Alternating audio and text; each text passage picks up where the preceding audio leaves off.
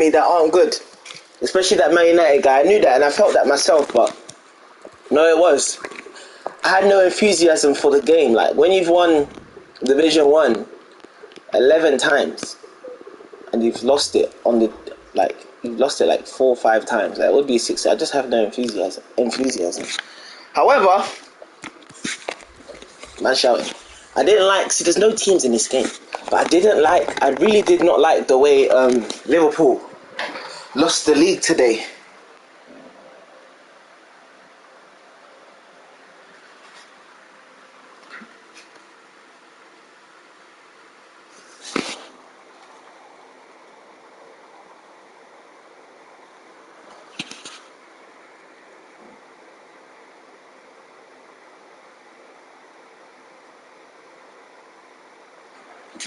I didn't like the way Liverpool lost the league today. It didn't sit well with me. I can't lie.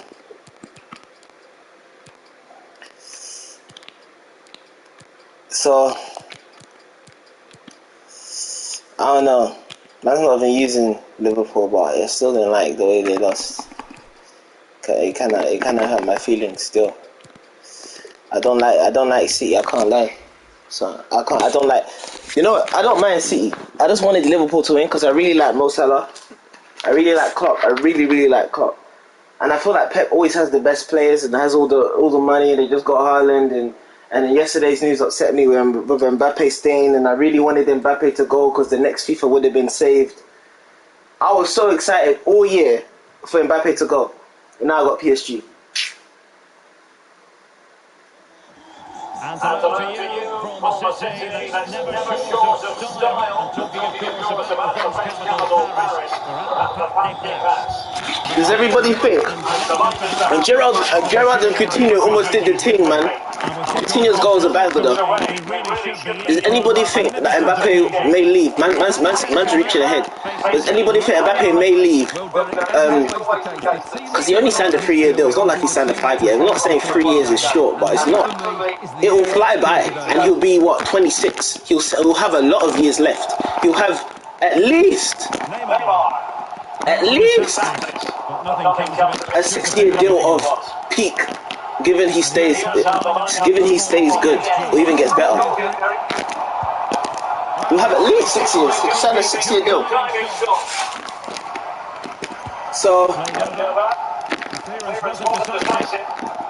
So there's still hope for Real to get him eventually. He'll probably want to go there. He'll probably want to go there in the end. But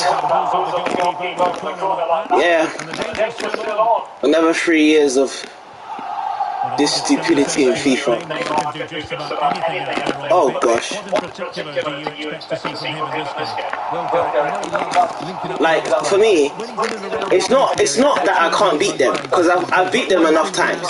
It's how rubbish people could be and just use PSG and they can close the gap when you're much better than them. Is that? And then listen, I'm a competitor. I play games. I play games to win. I play games for fun as well, though. I don't play FIFA as a grown man to be playing like I'm playing for money. Like every single pass matters, every single dribble matters. That's how you have to play when you're playing PSG because of how good they are.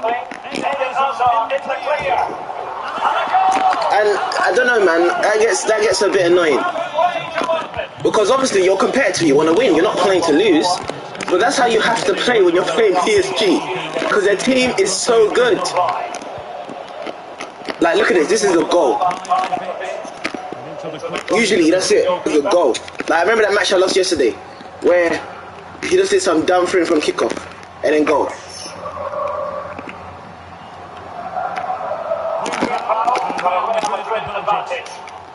Now, let's see what they can do. Ooh.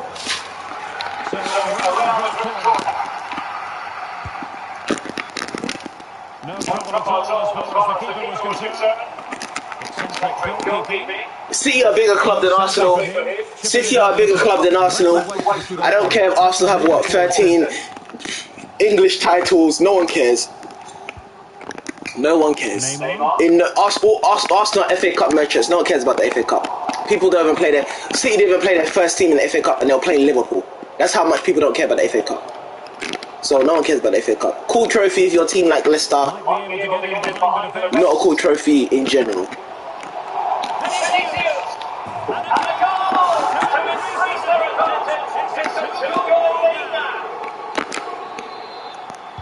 Premier League is what matters, and Champions League. City will get there eventually. I think City will win eventually. Same with PSG. It will happen. Like the thing, when you have this much money, it will happen. It's like it's like a guy that posts like Gucci and all that thing on his Instagram. Eventually, he will get a Pengel, even though he's clapped. I'm not saying when or how soon he will get this Pengel, but eventually he will get a Pengel because of how much money he has.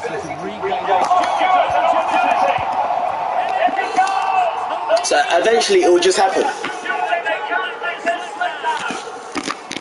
Another one. If someone consistently, thoroughly, passionately goes to the gym, and they're saying that they're not seeing progress. If they're consistently going to the gym, doing what they need to do, working out hard, sweating, eating right, their diet they've improved their diet, I'm telling you, eventually they'll start losing weight. It may take a long time depending on their metabolism, depending on their genetics, depending on a lot of stuff, depending on their biology, depending on their genetic makeup, depending on all the stuff.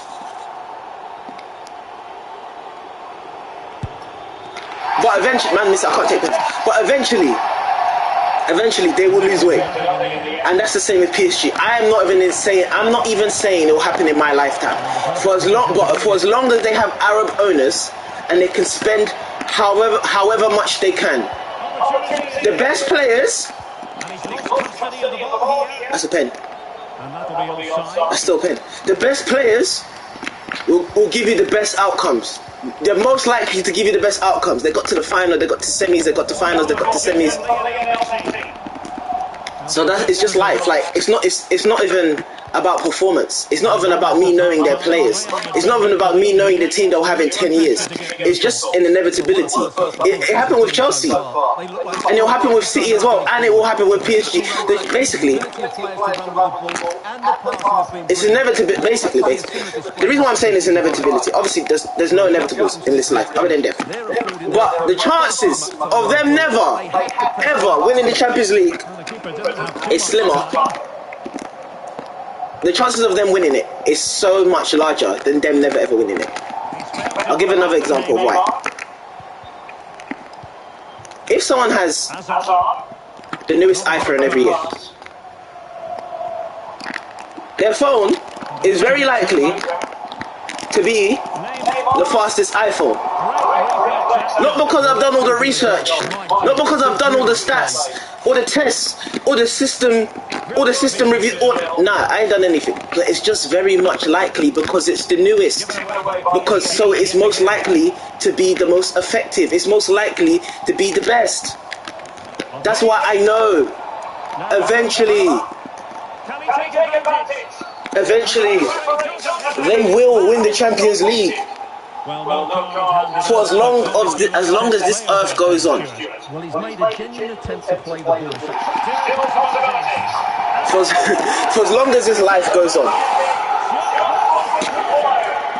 they will win the Champions League. Unless Jesus comes and the world ends. I'm just very confident. And I'm not saying it's definitely going to happen. But it's 99.9% going to happen in the next however many thousand years. If not 50 years. And that's just me stretching. They've had money for like what? For like 10 years?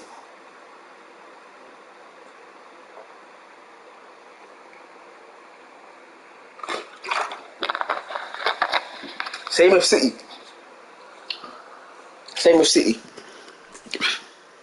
But City play in a non-farmer league.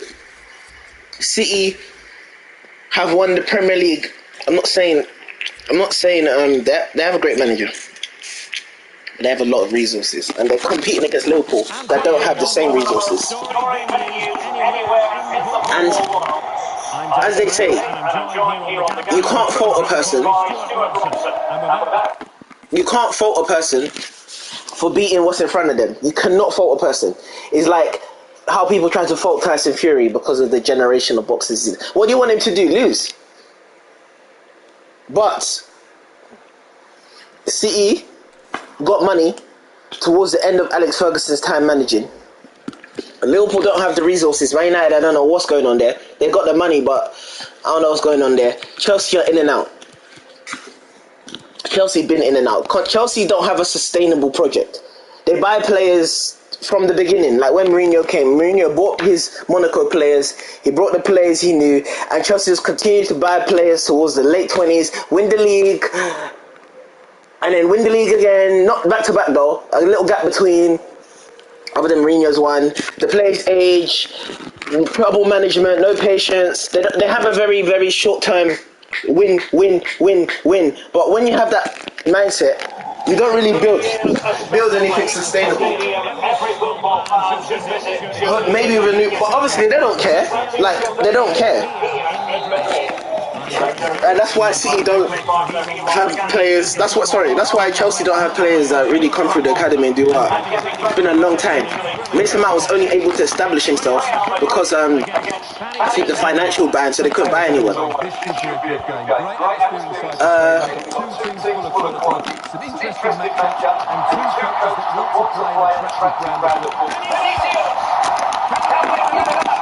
What else?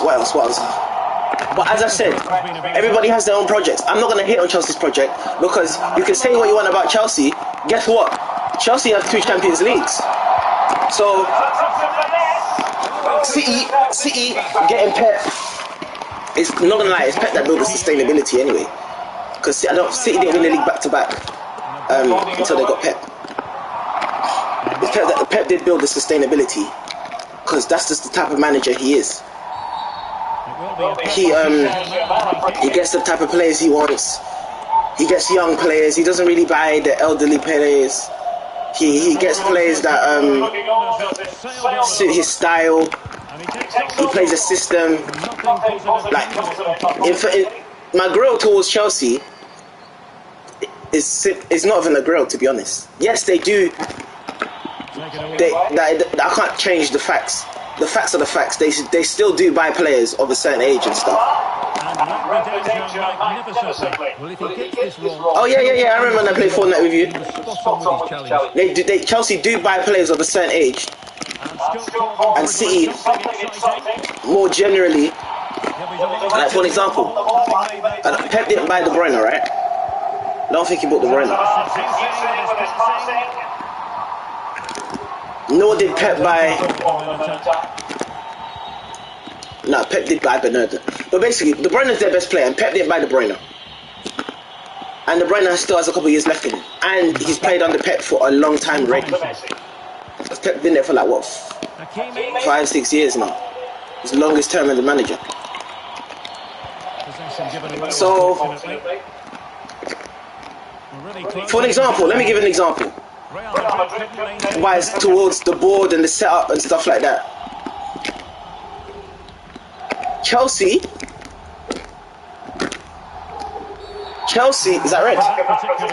Chelsea sold De Bruyne. They sold Salah. Yeah, their fans will tell you, yeah, it don't matter, we still want to league, we still want to chat. No, it's not about that. It's about how you run your club. Schürrle, who was playing on the wing, and Willian, other than Hazard, are not better than Salah and De Bruyne. And no matter what you say, it would have been nice to have those players in your team right now. Because eventually, quality shows. And they would have shown that they're better. Oscar was never better than Salah and De Bruyne. They just didn't get the chance. People go, oh, they weren't good. Fam, if you don't get a chance to play, how are you going to show you're good? But that's the thing about Chelsea. There's no... Other than, as I said, Mason Mount, as of recent times, there's no emphasis towards the development of youth and the introduction of youth. That's another thing that Pep's done well. with like for example, Zinchenko, they bought him, but he still is a young player that they didn't pay much for. He feels comfortable in the team. See his assist for the second goal today. Fantastic. Beat his man. Direct pass, edge of the box to Rodri. What a goal. It's a fake goal, but what a goal. And this is why I hate this game. So yeah, you can. There's that sustainability, and the fact that City got Pep and gave him time in the first season, because he didn't win the league in the first year.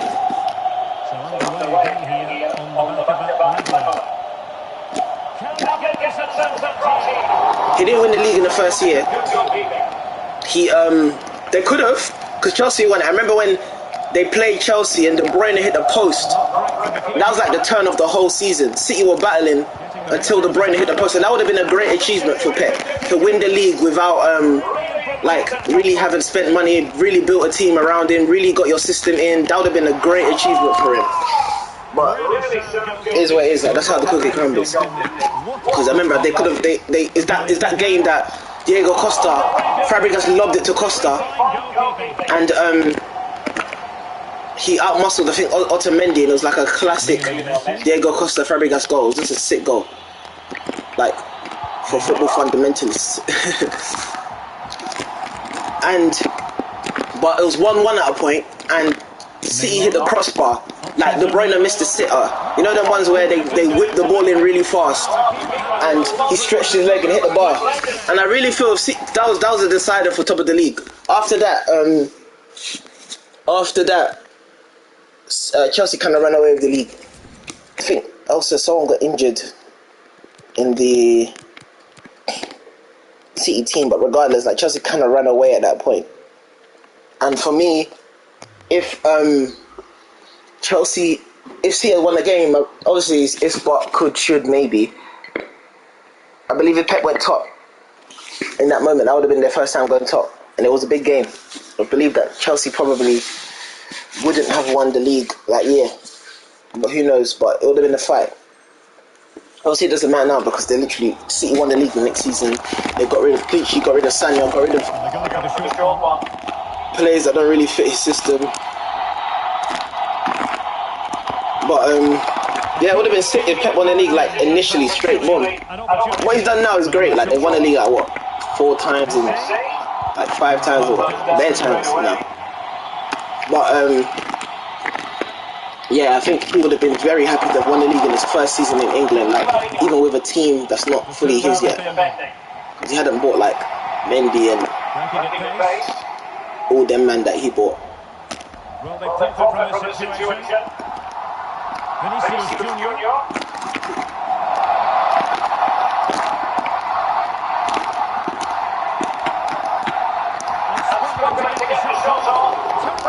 He bought Mendy for 50 million and he bought Danilo. Then they swapped Danilo for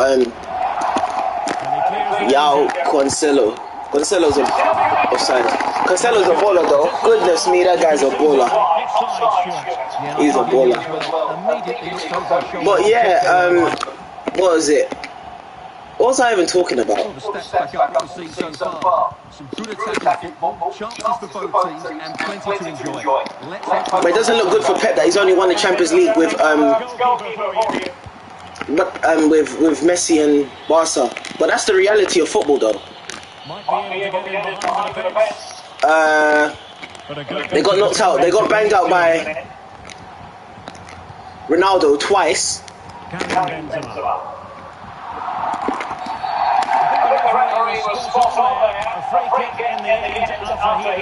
They got banged out by Ronaldo twice in the semis.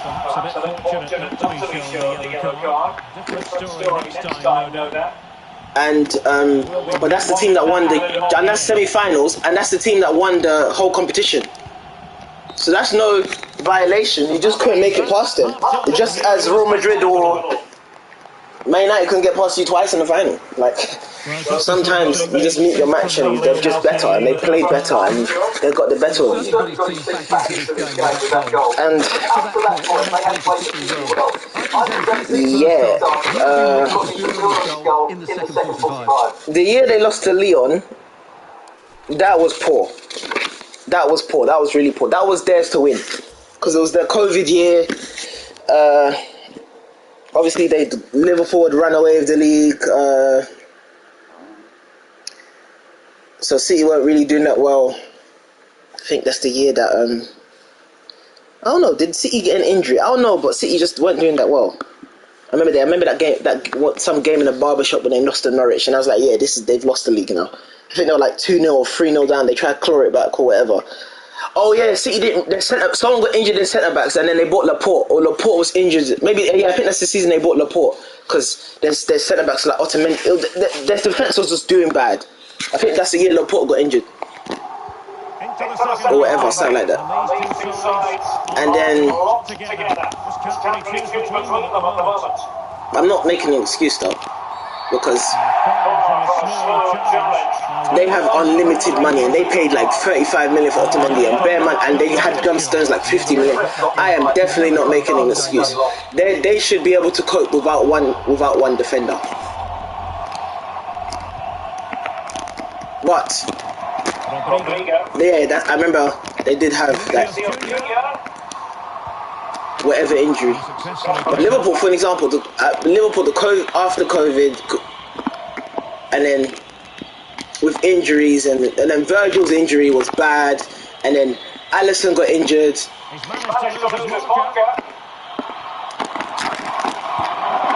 That's so fake. Alisson got injured. And I do believe they got a bit. I think they lost 7-2 or 6-2 to Aston Villa. I do believe after winning their league, they did get complacent. They did, but with the injuries, Liverpool can still win games with complacency. But after Virgil got injured at Everton, like it was kind of done for them.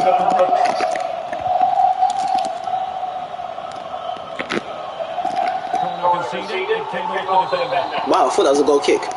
But whatever. It's really sad for Liverpool to lose the league at one point, because I know Liverpool want the league. Say Liverpool win the Champions League, which they very much likely will, given they're in the final.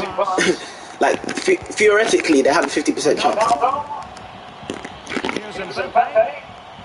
But I know they want the Prem.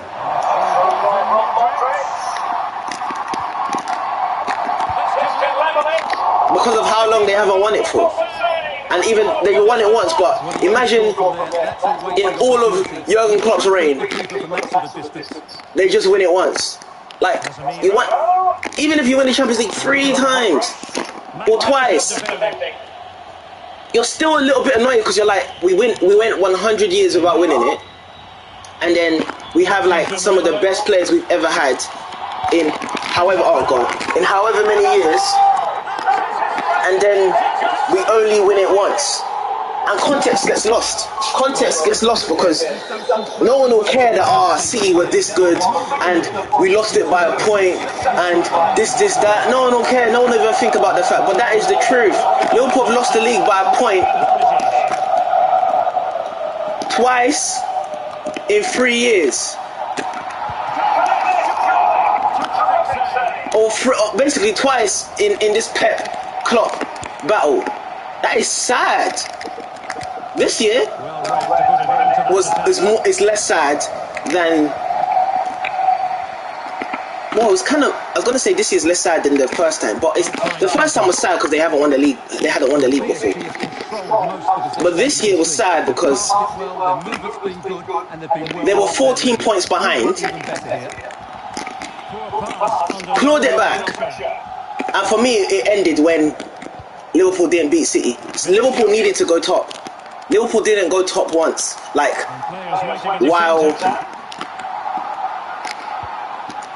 goal difference and stuff and games were the same. Liverpool didn't go top once, and that hurt them. They needed to put that pressure on. Even today, Liverpool needed to go ahead to put pressure on City. I'm not saying City will never come back, but City being 2-0 down, they'll still league winners. Like, that's a bit weird. But I can't hate on Liverpool. They tried their best, man. Like even with if they've even been having injuries. That's why Mo didn't start. Mo didn't start because of injuries. Even Virgil didn't play today because they've played every single game available this season, and then the Champions League final. Like for as important as the league is, you don't want to blow the Champions League final by injuring Virgil when you're playing against Benzema.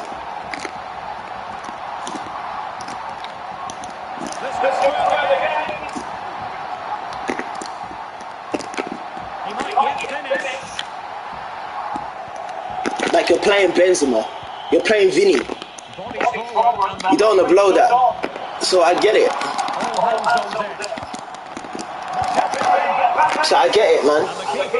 You don't want to risk it. That's why Mo didn't start. That's why they went one down today, and that's why they went one down in their last match. Because you got to rest players. You got to rest players, man. You got to rest players, and not everybody has the depth that City have. And they even have to rest players. They still have to rest their best players because you can't have a player so fake. You can't have a player like De Bruyne on your bench. Like no player De Bruyne's level is going to sit on your bench. They will leave your club. So and you don't want to injure your guys because your guy. Look, Champions League final against Chelsea. De Bruyne gets injured. Game done. I knew they weren't getting back in. Obviously, Pep still overcomplicated that match. He still should have played the striker in the match. Should have played Rodri in that match. Whatever. Should have played Fernandinho. I don't care. But that winning would have been so annoyed. Well, it's a fantastic effort. Difficult technique, but he caught it so well. He's unfortunate. But yeah, man, City, and it'll be nice as a hater that I am if PSG never win the Champions League. Not because PSG have done anything wrong to me personally, but because that's annoying. It's because they kind of ruined this FIFA, and I believe with nobody nowhere near as good as them, it will continue to ruin FIFA.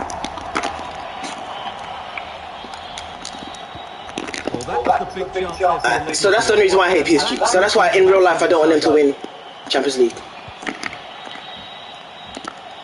City, I don't really have a problem with City. I just want Liverpool to. I do believe Pep overcomplicates stuff. Oh, Rodrigo. I do believe Pep overcomplicates stuff. But he's still a great coach. And he still buys really good players. And obviously they've got unlimited resources. That's not something I hate. Because in football, if you don't spend, you don't win. That's just football. Ever since what's his name bought Chelsea, that's just the reality. So that's okay. That's okay. I should have won this game. I have no problem with that, but yeah, it'll be funny if they never win the Champions League. I think that'll be really funny.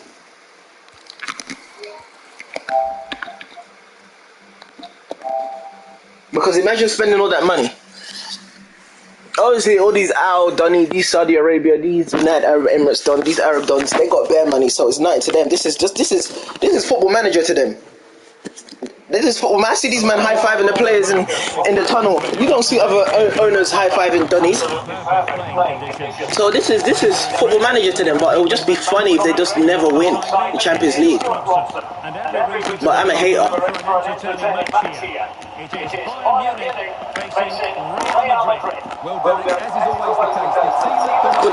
the rights they've given Mbappe is crazy, though. I get it, because no matter what, like, say Messi somehow has 5 years left in him, he ain't gonna be Messi. Even if he is Messi, Mbappe is still the future. No matter what, Mbappe is still the future. And 5 years is a stretch. Messi's what, 34? Like, he may want to go back to Argentina, whatever. It ain't gonna be. He's just not gonna be the same. That's just life. That's just reality. Father time. However, even Neymar's 30 now. Basically, no matter how Mbappe, he may not be their best player, but he is the future of that club, no matter what. Because say Neymar is 30 now, yeah? I don't think he's going to be there forever. But say Neymar is at PSG for 6 more years, which is crazy. I never see that happening. But say he's there for 6 more years. Mbappe's still only 29. He's still the future of that club. Because he's only going to get better. And 29 is not the end of your career. Look how many goals, I'm not rating everybody on Ronaldo, but look how many goals Ronaldo has scored in his 30s. If Mbappe looks after his body well, gets better with his mind, he'll continue to be a beast. And especially with nutrition today, with science today, with technology today, you can maintain your body well in your 30s as a player as well. So no matter what, unless a better player than Mbappe comes to the team, which, to be honest, the only players better than Mbappe are significantly older than him.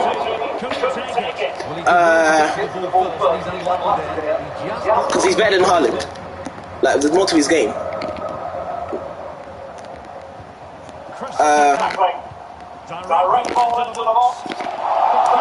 Yeah, man, it's a shame. Mbappe is better than Haaland. Arguably, he's had a better season than, not even arguably, he's had a better season than Messi.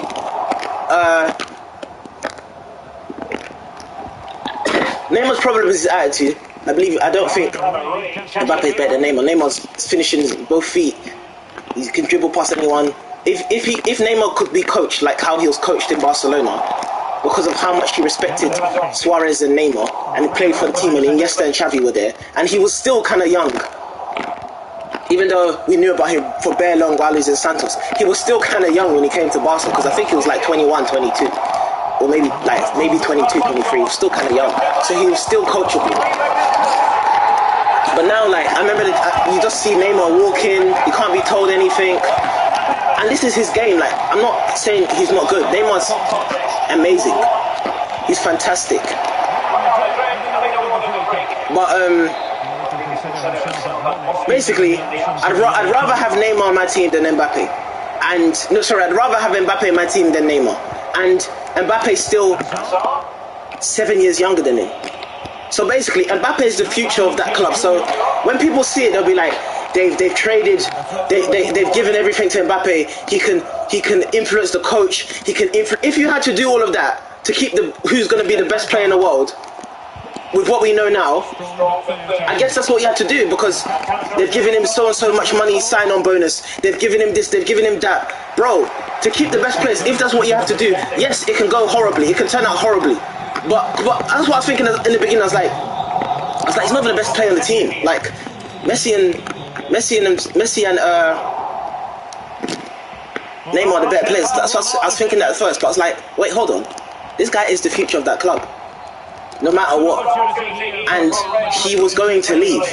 He rejected a contract last year, and he was going to leave on a free. This guy was gone, and they somehow kept him from being big dogs and saying, you know what, we'd rather lose you on a free and hold out for luck, and maybe win the Champions League this season while we still have you and we have them three together, and still try to convince you for you to sign a contract.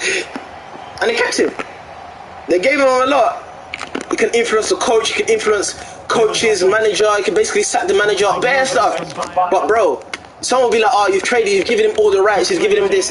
If that's what you got to do to keep the best players, and there's no one else out there that you can just have, trust me, if they win one Champions League, it was worth it. If they win one Champions League, it was worth it. And that's the mentality. Like, you got to pay. Football's about money today. Even with financial fair play, you got to pay to win. You got to pay to win. Messi's probably on crazy wages. Messi had probably had a crazy sign-on bonus. Yet they have Messi, Neymar, and Suarez. Yet they have Messi, Neymar, and Mbappe. And I'm sure they pay their other players big wages. Oh gosh. So that's unfair. But that's just the game. Like, if they, as I said, it can go horribly wrong. Like, say Mbappe falls out with the whole club and he has all this power and he could probably control whether he's sold or not. In your mind, you'll never want to sell him, right? Because he's Mbappe. But you don't know what the future holds. But say it goes horribly wrong, everyone's going to be like, oh yeah, bad decision. Because hindsight's 2020. However, what I do know is that if PSG get one UEFA Champions League, it was all worth it. It was all worth it.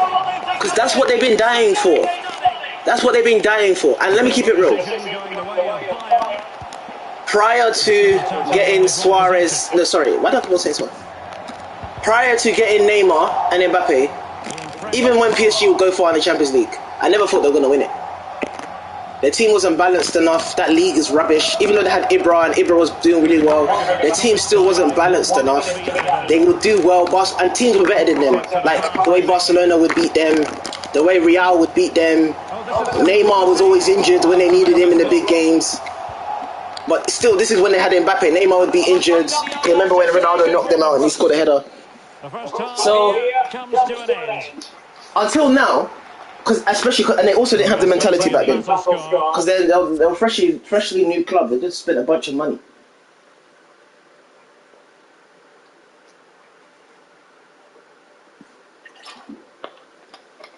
And none of their players came from clubs. They had winning mentality. And people may not see how important that is, but it's really important. When Real Madrid spent all that money in 2009 and 2010, the only two players that gone past the quarter-final, the only two players that gone past the round of 16 for Real Madrid were Ronaldo and Kaká. Nobody else. I think Raul Albiol, but he wasn't a star. No one else. That's why even when they got Ronaldo, they got banged out round of 16 against Lyon. It took them a while because you build character, you build mentality. Mourinho, Jose gave that team their backbone, you know. Jose may have got knocked out in the semi-final against Dortmund, I think in his last year at the club, but Jose gave that team their backbone.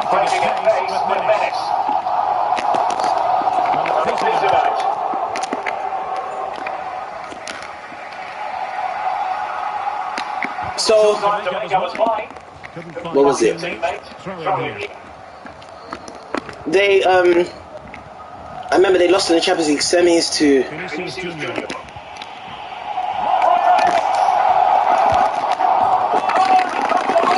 They lost in the semis to, they lost in the semis to Bayern on penalties. I remember that. And I believe they had a better team than Bayern, but guess what? Bayern had backbone. They got to the Champions League semis. They got to the Champions League final against Chelsea. No, that was the year they got to the final, sorry. They got to the Champions League final against Inter. Mentality plays a role. They got to the Champions League final against Inter, lost to Inter. But they were building mental strength. That's why they always went far. Like, even the year after they lost to Inter, I think that's the year they knocked out United when Robben scored that volley. I'm not saying United were Ronaldo United, but they were good. Under Alex Ferguson, they were good. I can't remember how far they went. Can't remember how far Bayern went that year. 2011. Who won the Champions League 2011? Barca. Oh, I think United beat Bayern. I think United got revenge. Oh crap, that's a goal. Yeah, I think no. United beat Chelsea. United beat Chelsea in the semis. And who did Barca beat in the semis? Barca beat Real. When did Bayern go out? I don't even know. I don't know, but basically, Bayern were going far for a long time before they won it. Then 2012 they got to the final and they lost to Chelsea. Chelsea did a miracle. And in 2013 they finally won it. They beat Dortmund. But once again, they beat Lil Bro. Dortmund didn't have the mentality yet. But they had the better team anyway. They had the better team. Like, even the Dortmund were great. Gundogan, Lewan, Gertza, their team was great, but mentality plays a role, man. Textbook interception.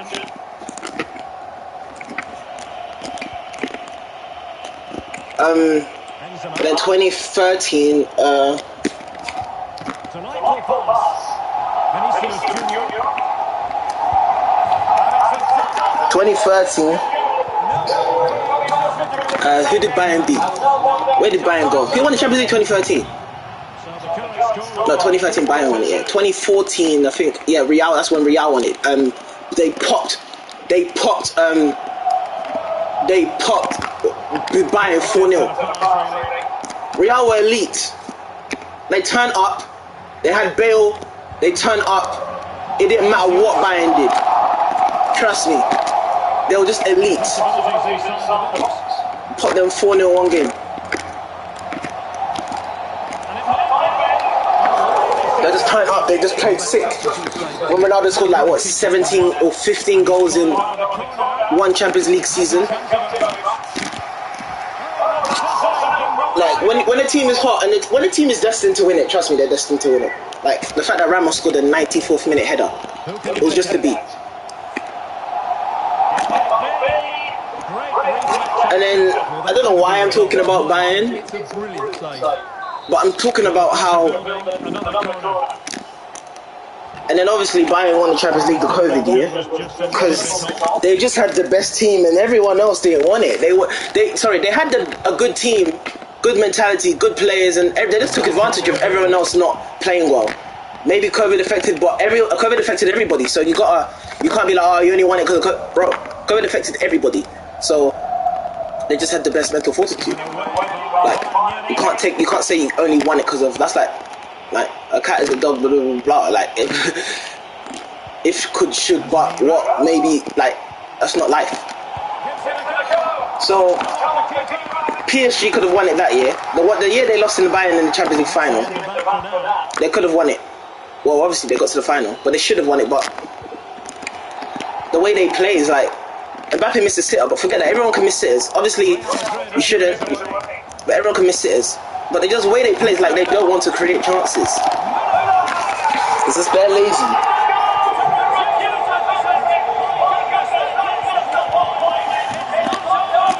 And then oh crap, I was looking at my phone.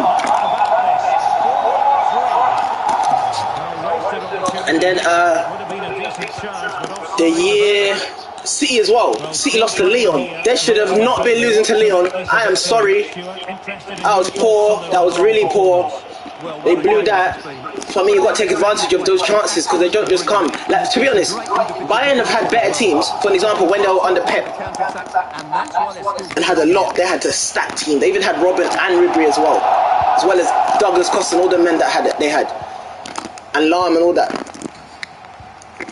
Yet they didn't win it, but they took advantage when they had the chance to, because they had better teams before, but they were still a good team. They took advantage and they won it. And it's not like they had much. They had Kimmich, they had young player Goretzka, they had players up and coming that were new to the club, and they won it. And that's what City should have done. So now Bayern can't say. So now no one can ever say Bayern, that generation of Bayern players wasted it, because they won the Champions League.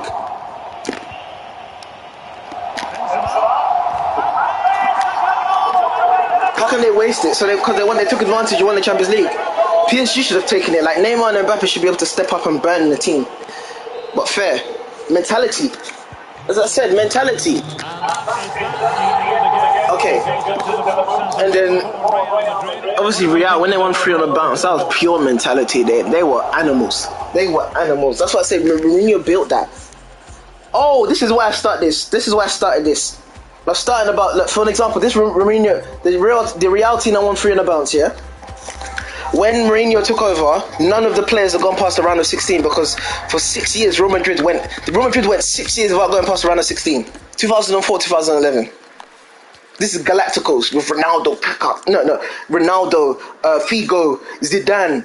They went a long time. Remember, it was all about La Decima, La Decima, La Decima, La Decima. As soon as they won the 9th Champions League, all about La Decima. And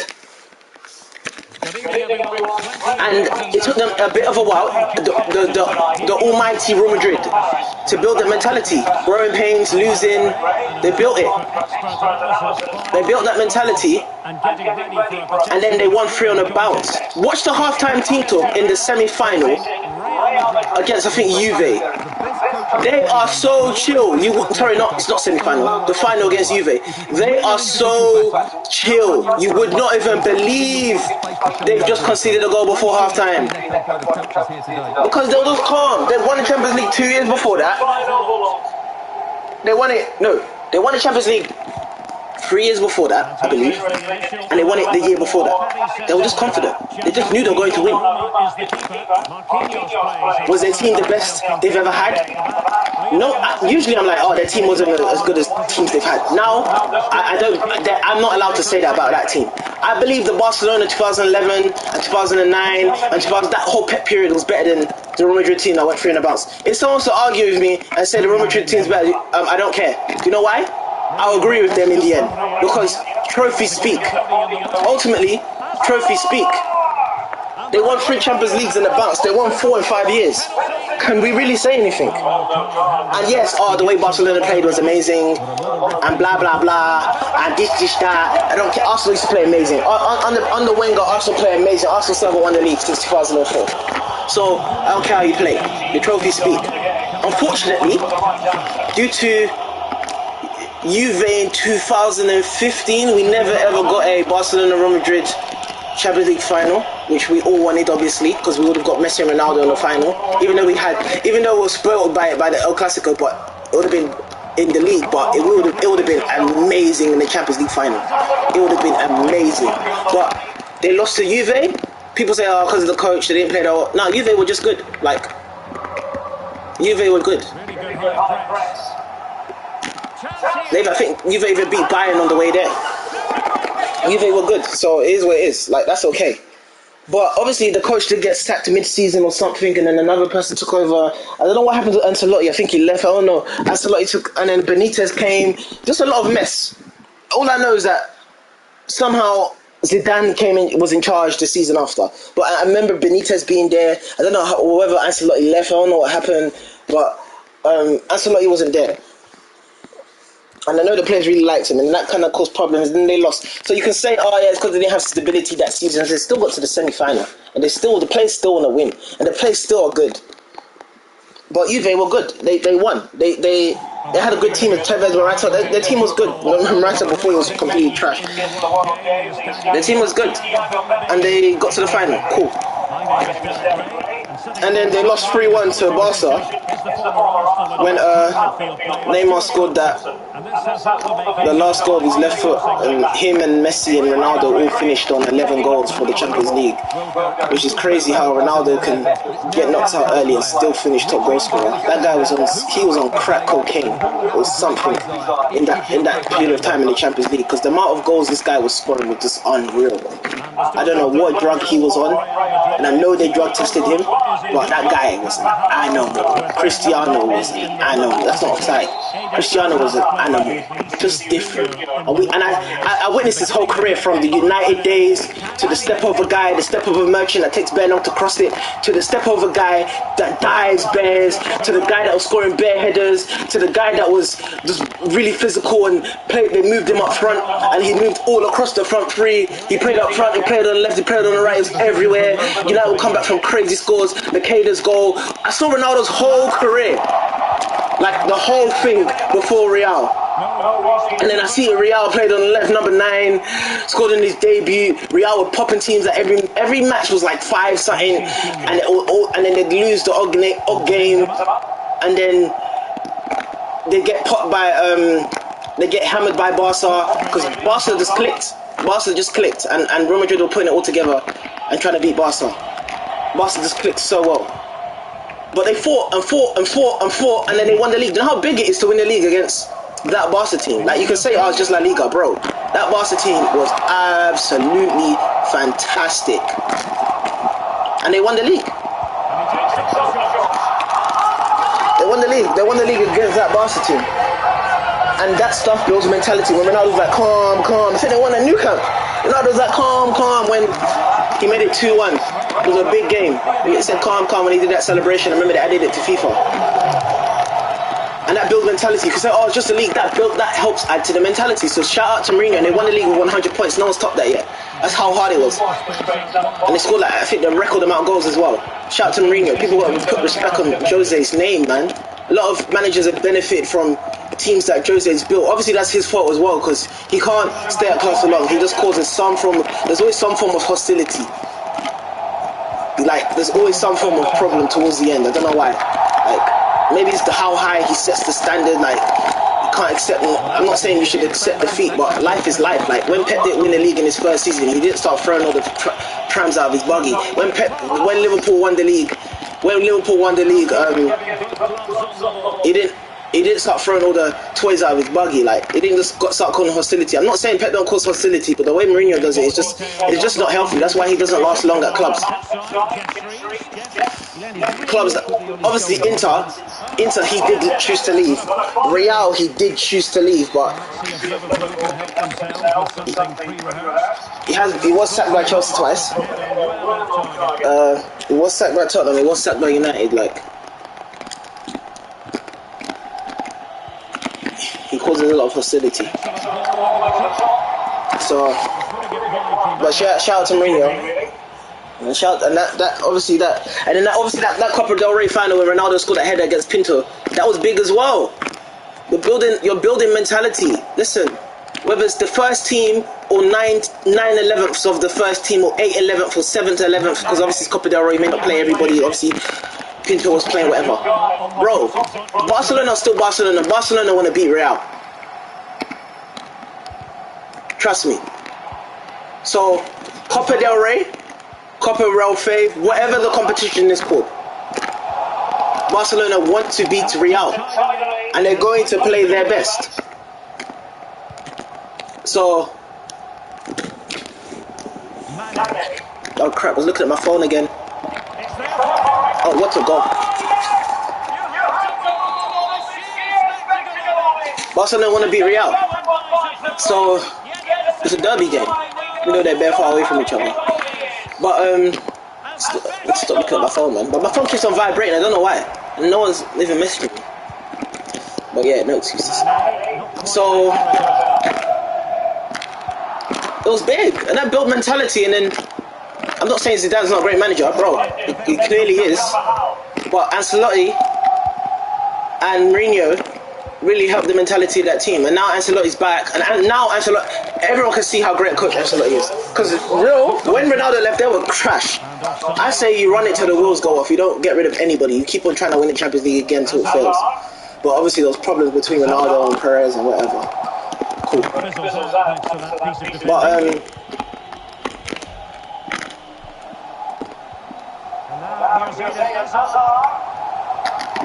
But what was it? Where Ancelotti came back. So Real, they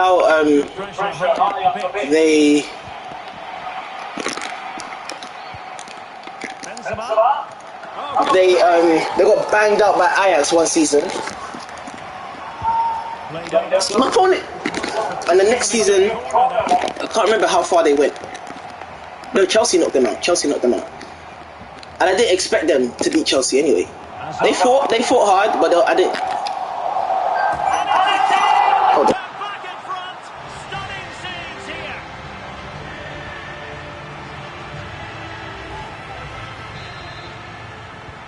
Well, as Liverpool get the ball moving again, how will they react?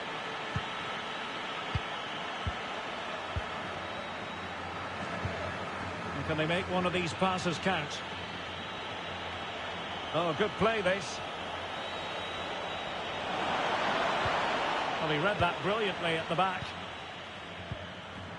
Bodies forward and the break looks on. Good looking ball, there could be a chance now. Well, it comes to nothing in the end. Offside. Well, he doesn't need to make his movement quite so quickly there. Just let the ball be played into the space. Well, the electronic board showing 1 additional minute.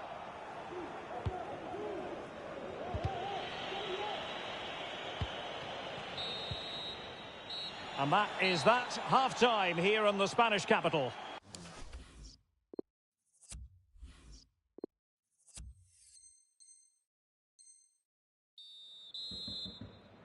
So into the second half, and the challenge has been thrown down to Liverpool. Let's find out if they can bounce back.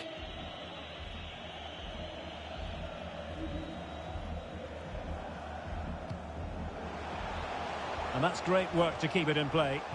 He has time to play it over. Oh, marvellous save. Great goalkeeping. Trying to pick out a teammate. And the keeper deals with the danger. And cleared away.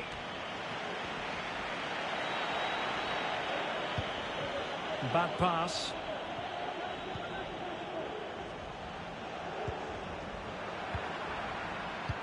Well, he's been the standout for his side so far, don't you think, Stuart? Well, I really liked his first half display. He was certainly the most influential player on the field, and I'm expecting more of the same in the second 45 minutes. Vinicius Junior.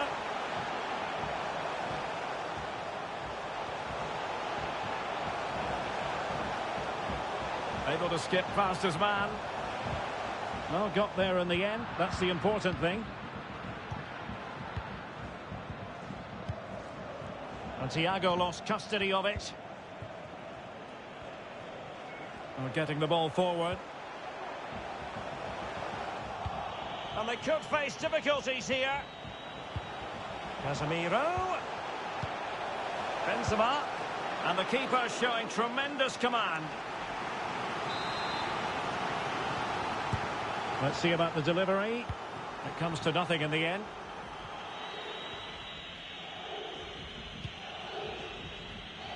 And that puts them in position. Made it a bit too easy for his opponent. Well, his teammate got him out of trouble. Benzema.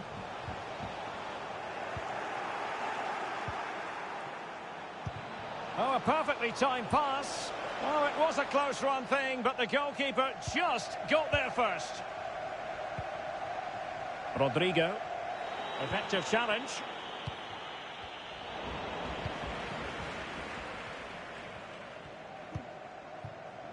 Luka Modric.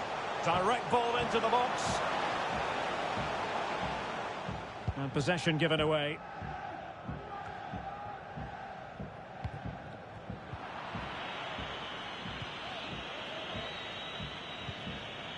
Jota regained possession.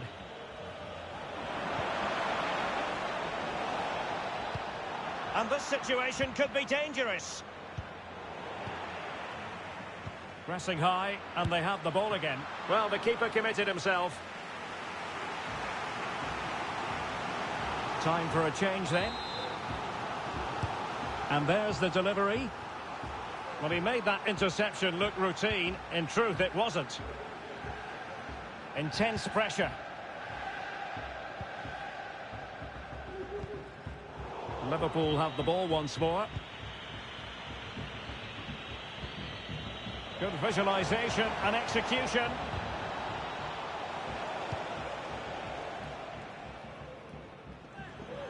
And the substitution will occur now.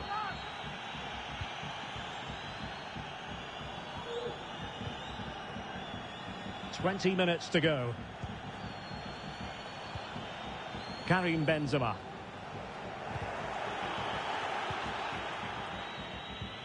In the right place to cut out the pass.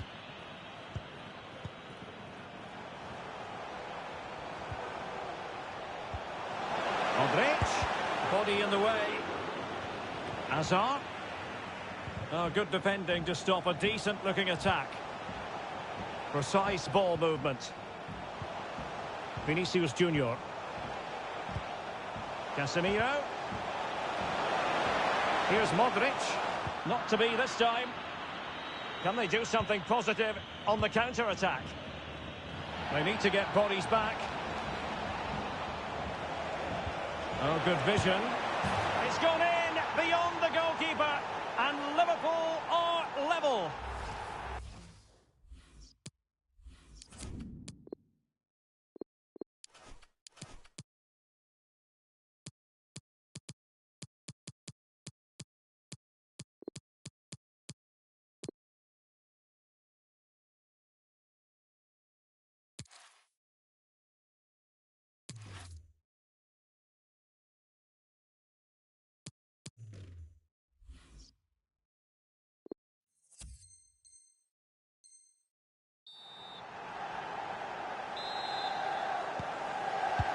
So underway again at 2-2.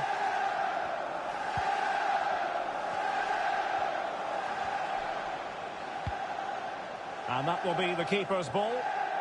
Well, time is running out to get this winner, but the fans certainly believe it's coming. Just listen to the noise. What a fantastic finish we could have here. Just 10 minutes remaining here. And here come Liverpool. A goal at this late stage might settle things.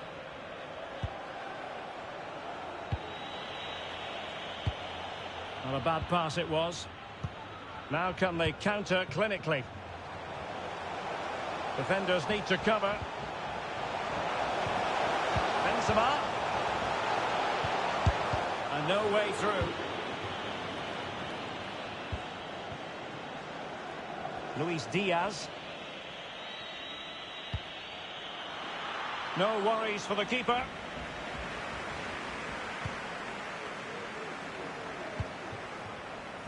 Benzema.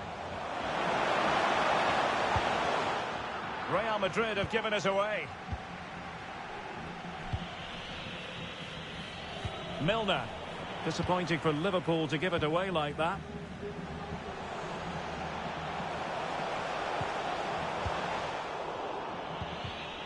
Anderson, and he was outthought just then. Still pushing for what could be a winner. And 1 minute of stoppage time has been added on. Not a good pass. And the referee brings this contest to an end.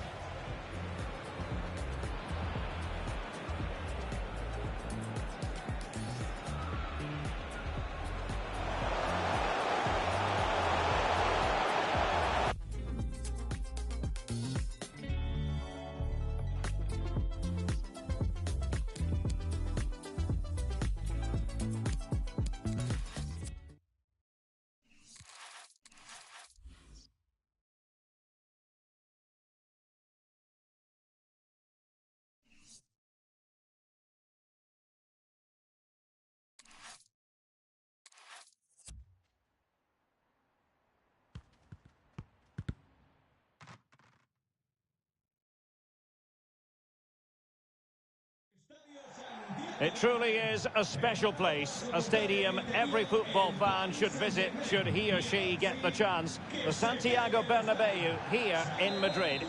My name is Derek Ray, and ready with his tactics board to provide all the analysis is Stuart Robson. And we're fully convinced this game will live up to its billing. It's Real Madrid against Paris Saint-Germain.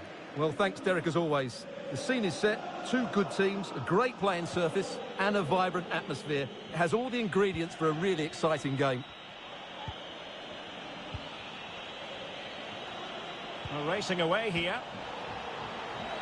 Determined defending. Body in the way again. Brilliantly blocked. Rodrigo. And let's dissect the Real Madrid side. Thibaut Courtois begins in goal. Carvajal starts with Ferland Mendy in the fullback positions. Eden Hazard plays with Vinicius Junior in the wide areas. Well, it was a promising avenue of attack, but the momentum has been halted. And you wouldn't be surprised to see the card handed out. We're going to see the first yellow card of the game. The referee not standing on ceremony. Well, he's under pressure now. It's a long time to be on a booking.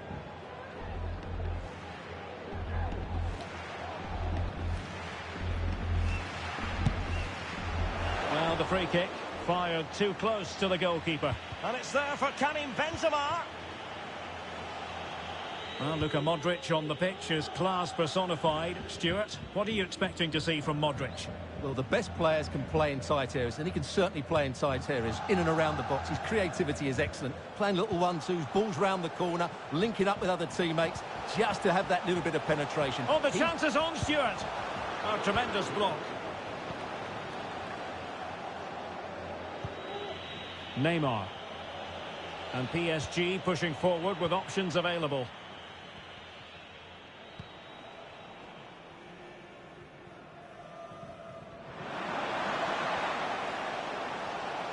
Vinicius Junior. Well, I think it's fair to say the fans aren't too happy with that decision. Looking confident with the ball at his feet. Perfect challenge. Well, a piece of quick thinking by the keeper. Well, that's great goalkeeping. He read it so well, didn't he? And that was a very fine read. It's a splendid through ball from Neymar.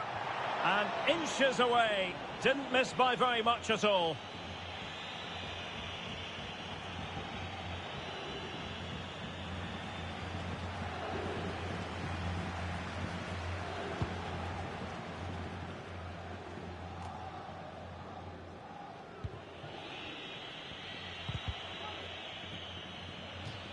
Throw in here for PSG.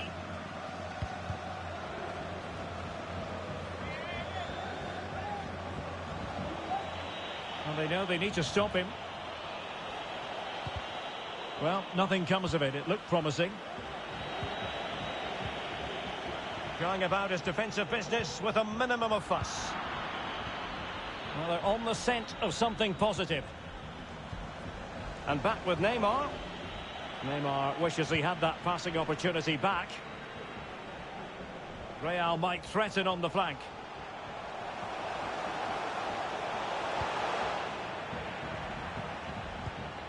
An alert intervention. Couldn't keep it.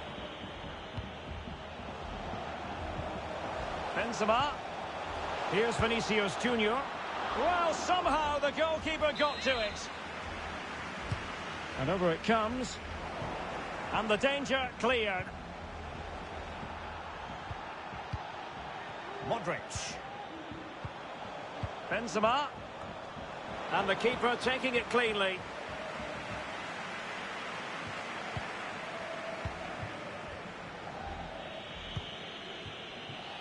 Hakimi.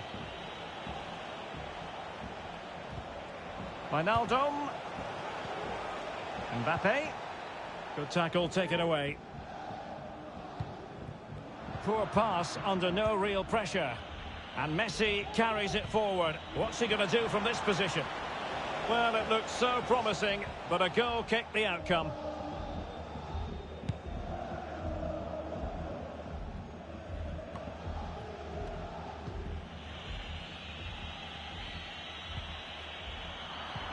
Nicely cut out.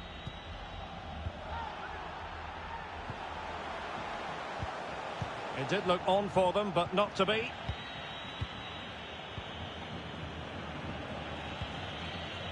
Well, they're eyeing that final pass, you just feel. And a chance for them to nudge in front. Oh, wonderful save. Well, he reacts so quickly there. That's a great save. Well, that is how to nullify the opposition. Real Madrid have been awarded the free kick. Well, he was flirting with trouble, but the referee has decided not to hand out a yellow card.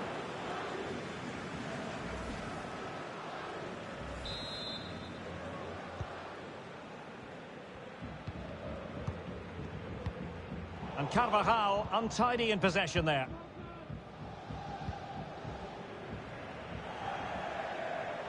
And Benzema making a more than decent run. And space for the cross. That's a good-looking ball. And now here's Eden Hazard. Well, able to close down the shot.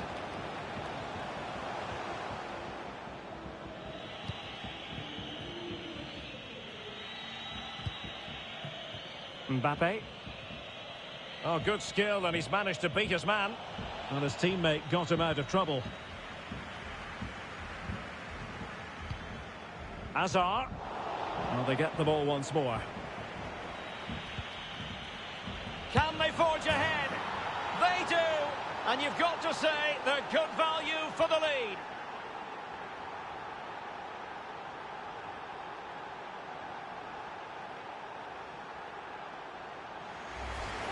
Well, here it is again. He hits this so sweetly, doesn't he? That's a brilliant goal from a top-class player. And so back playing again. PSG with the lead. Spot on with that tackle. Can he play it in? Struggling to get it away. Maximum commitment, and he's given away the corner. Going short. Messi. A mischievous effort. And splendid goalkeeping. Well, it's a decent attempt, but in the end, not enough. And as you say, good goalkeeping.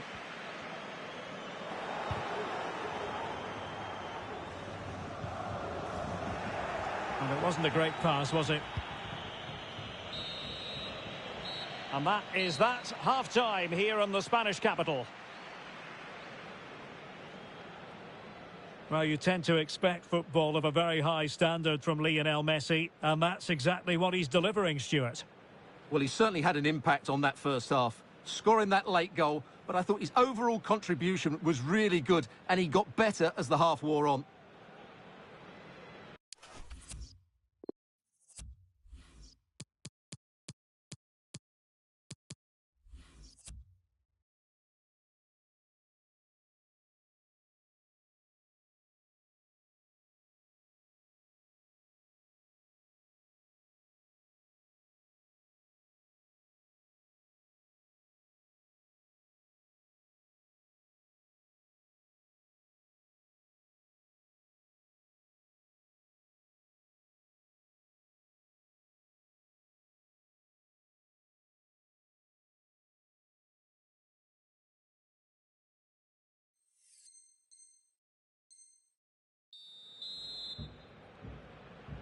So back in business, the ball moving again, and Real with a bit of work ahead of them.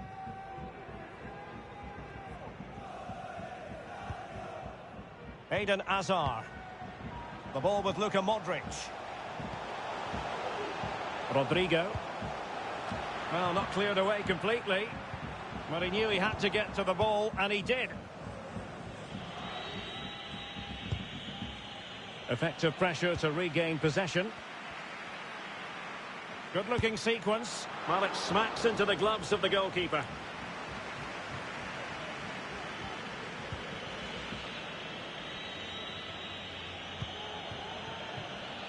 And Neymar.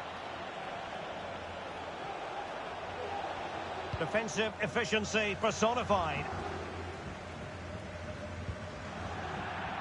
And out of play for a Paris Saint-Germain throw-in.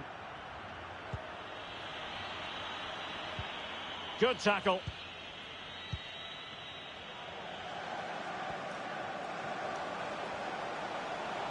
Attacking possibilities for Real.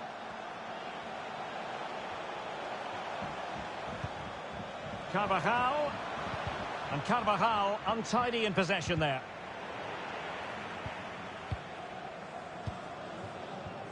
Neymar. Well, failure to keep the ball by PSG. Eder Militao. And now Rodrigo. Luka Modric.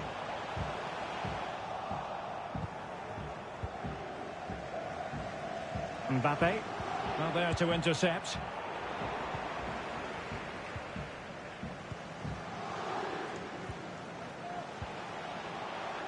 Failed to keep hold of it. Now, what can they produce on the flank?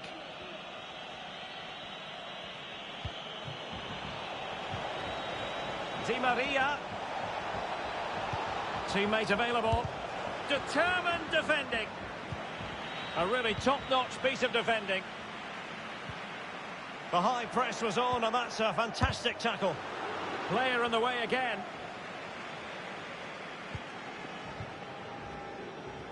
On the offensive. This could level it.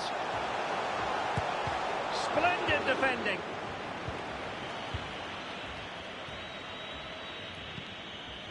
Well, let's see what they have in store for them on the break. Can they take advantage of the situation? Save, but still a chance. And brave goalkeeping to deal with the danger. Well, he had to get that right, didn't he? That's good goalkeeping. Defensive Brazilians to shut them down.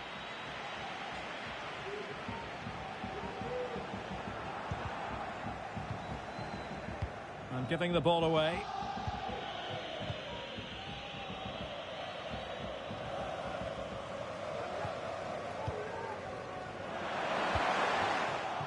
sloppy. Carvajal. 20 minutes to go in this one. He takes aim. Tremendous reflexes. Thibaut Courtois. Going short. Cutting the ball back.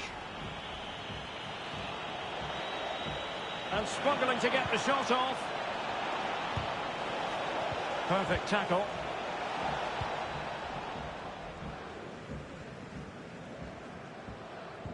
And the counter-attack is on. Options available.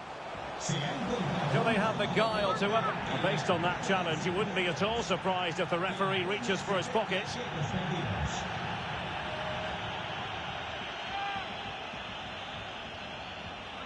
Well, it was apparently a bookable offence. Well, no debate over that one. It's a yellow card all day long.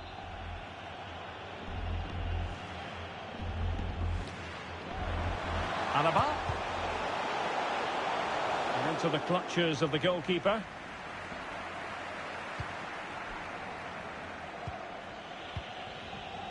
Di Maria. Neymar. Tackling and winning the ball to boot. Vinicius Junior. What a save!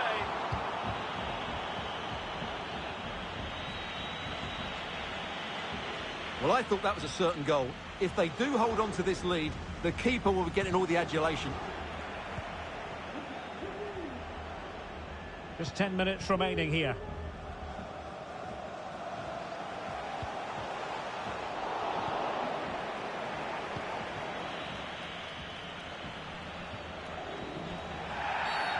Well, that's a foul, and it sets up a free kick in a dangerous position.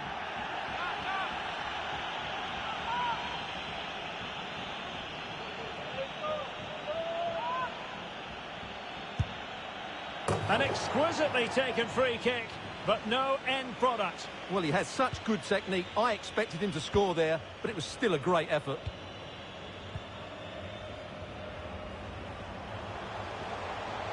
Real Madrid attacking, and they have to give it a go, with time not on their side. He's blocked it! Time is not on their side. This corner could help their prospects as they look for an equaliser. Well, the keeper wanted to take it cleanly, and did.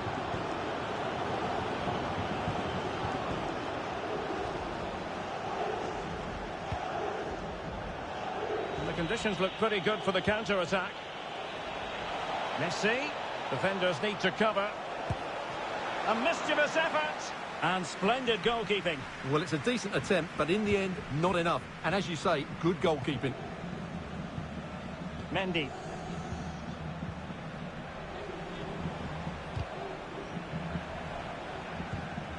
Carvajal. Benzema. Has a go. And the keeper showing tremendous command. Driven in the corner. And the keeper taking it cleanly.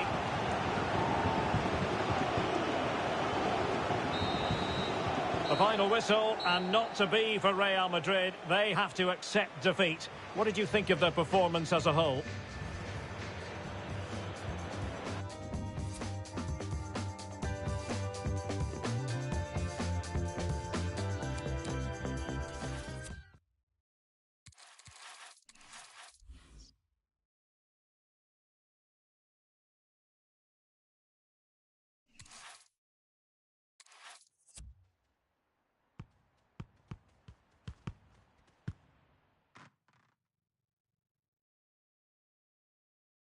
Good evening. They might have done quite a bit of refurbishment work on this stadium in recent seasons, but it still has a refreshingly old-fashioned quality about it. We're at Anfield. I'm your match commentator, Derek Ray, and ready to provide expert analysis alongside me is Stuart Robson. And with the game just moments away now, this really ought to be a superb watch. It is Liverpool taking on Real Madrid, and taken cleanly by the goalkeeper. Let's take a look at the Liverpool starting 11.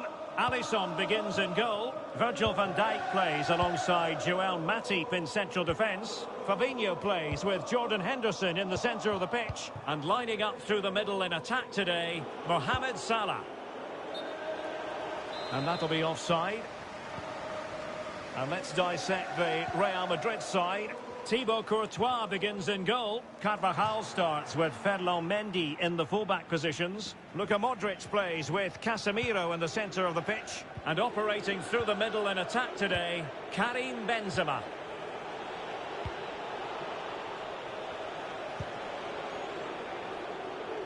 Mendy. Vinicius Junior. Precise ball movement.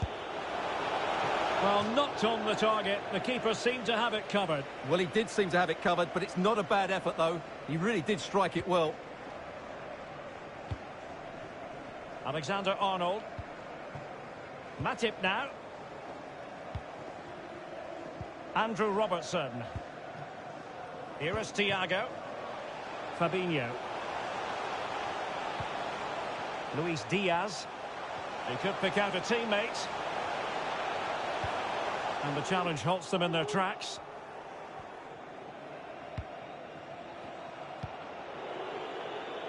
Mendy. Vinicius Junior. And Liverpool come away with it. And showing fine vision. A really top-notch piece of defending.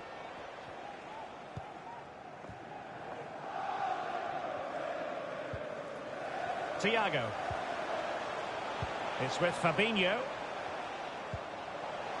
Fabinho. Here's Salah. Might jump in front. Oh, the referee has given it. Penalty it is. Well, there might have been a case for a yellow card, but the referee didn't see it that way. Well, Derek, it's a foul, yes, a penalty. The keeper going in the right direction and saving it. Playing it short. Thiago. Robertson.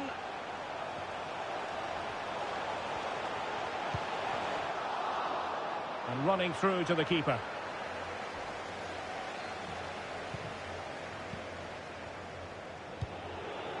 Eden Hazard. A real opening now. And the opening goal of the contest comes from Eden Hazard. Number 7, Eden Hazard. So the match has restarted. 1-0 here.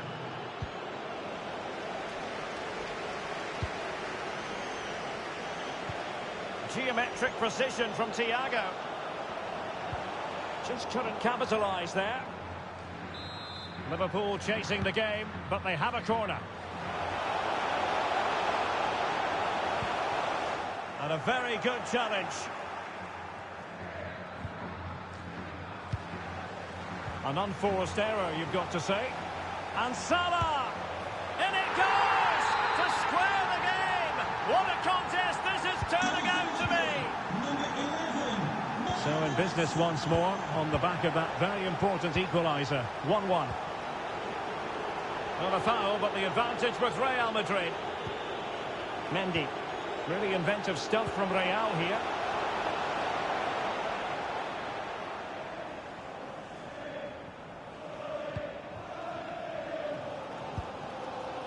Andrew Robertson.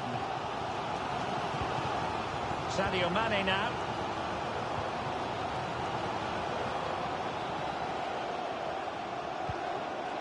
How can they open up the defence here?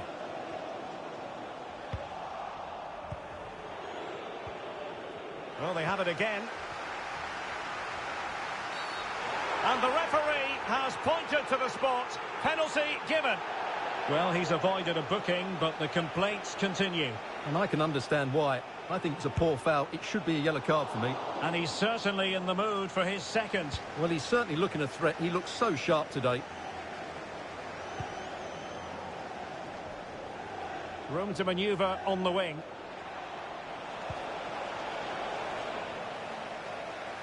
That was perfectly timed, and it is going to be a corner. Playing it in. But he took care of it defensively. Benzema. Superb stop. Trying to pick out a teammate. And a goal! In the lead again! Fully deserved! Well, the action continues. Is there to be a response from Liverpool now? There needs to be. Not messing around with that clearance.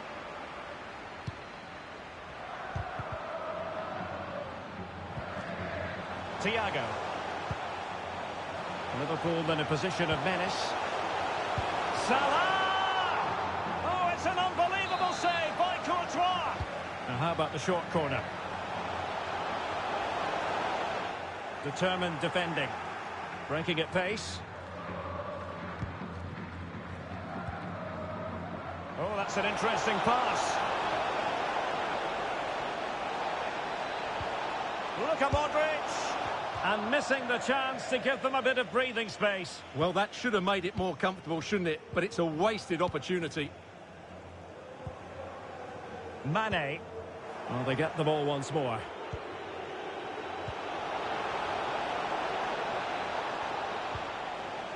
And you need your defender to take charge. Dangerous looking through ball. And he's in the clear. And it's a double for him in this game. No way for the opposition to contain him. And no wonder he's off celebrating. So underway again. And it's a story of parity. 2 goals apiece in this one.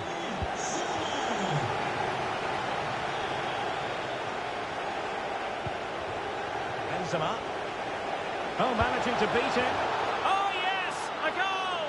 Exactly what they were looking for, and he's come up with it. And that brings to an end the first half here at Anfield. Well, a highly fruitful first 45 from the point of view of Mo Salah. And Stuart, I know he caught your eye. Yes, he's been fantastic.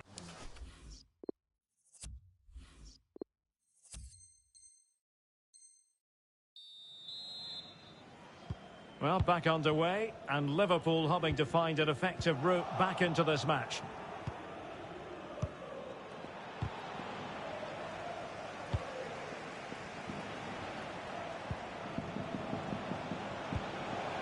Rodrigo.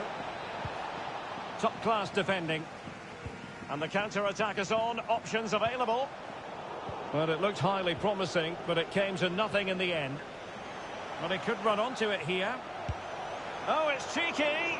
And a good save. Well, it is a good save. The idea was good, the execution wasn't. Karim Benzema.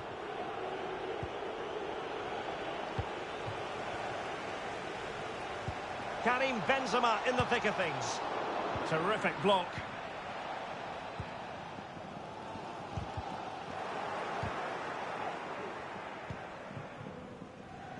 Luis Diaz. On attacking possibilities. Salah. Well, an easy one to cut out, really. Able to skip past his man. He's in here. It has to be, surely. Excellent block.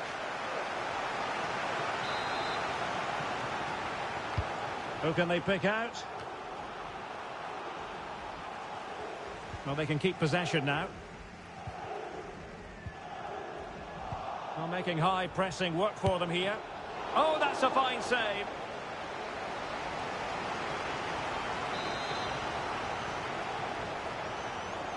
And deciding to go short with this one. And after the cross, a tremendous block. Not the pass he had in mind.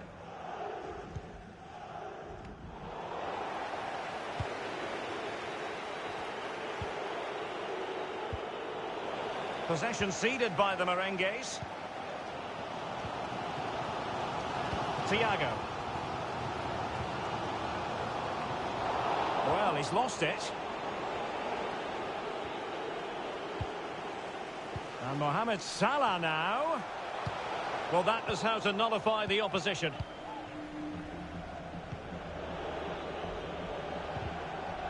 Sustained pressure, and now they have the ball.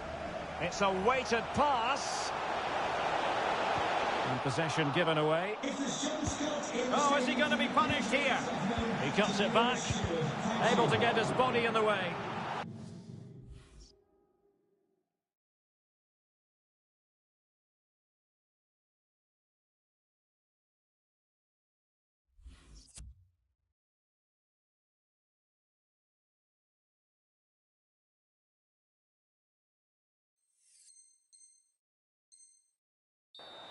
Well, that opportunity from the corner kick for Liverpool to get right back into the game. They have elected to go to the bench at this stage of the game. Being pressed hard. Carvajal. And now Rodrigo. Well, a decent position for Liverpool to be in.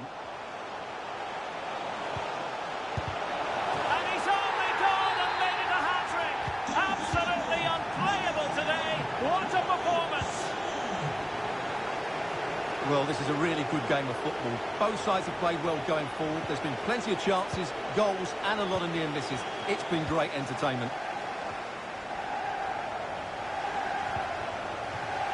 Just 20 minutes remaining now. And a poor ball. The referee has given the advantage to Real Madrid. Benzema! Well, the keeper reacted magnificently. This might be ideal for the counter. And he's through here. The net is staring him in the face. And Mane has beaten the goalkeeper. What a big moment in the dying embers. Will it prove decisive here?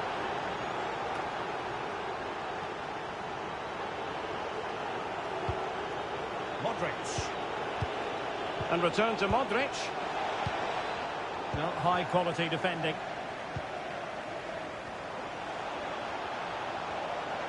Into the advanced position.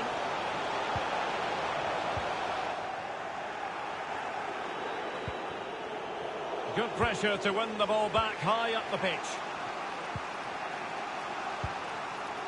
Matip. Alexander-Arnold.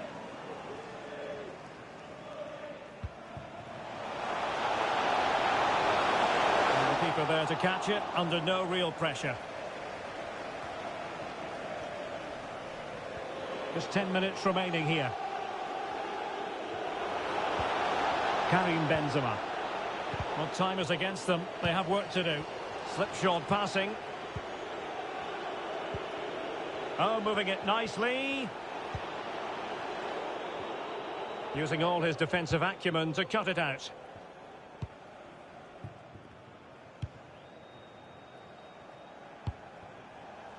Virgil van Dijk. Great vision to switch the play.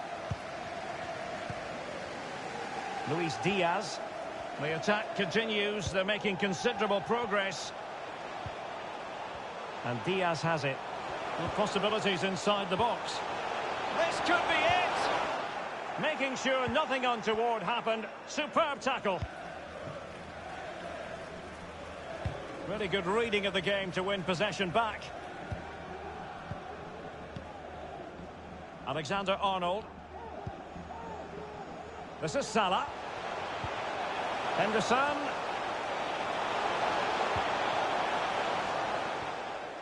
Decent progress with the ball at his feet.